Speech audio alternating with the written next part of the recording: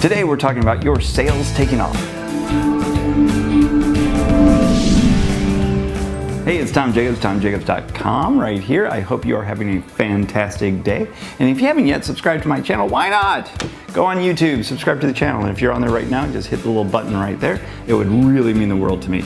And if you have comments about these videos, please post them below. I read all the comments and I'm always interested in learning what is going on in your business so I can help and produce some videos that would be helpful as well. So let's dig right into it.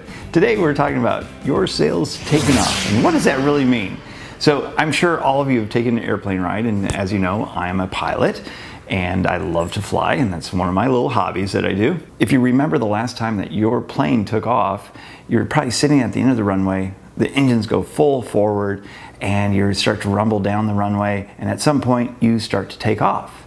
Well, all the while in the cockpit, the captain and the co-pilot are going through all of their checklists to make sure everything is right. They look at all the instruments, they make sure everything's in the green, they make sure that the airspeed is alive so that when they rotate, the plane goes up. If anything is ever wrong at that point, they abort, and they don't take off. Usually that never happens, but every once in a while, you just never know. That's why we do these checks.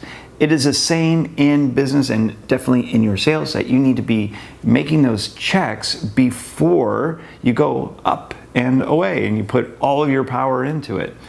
So some of those checks are, do you have a sales presentation already created? Is it telling a story, a compelling story to make sure that the prospect will convert at the end of the conversation, whether it's just one prospect or maybe you're talking to a full room? Are you talking to the right people?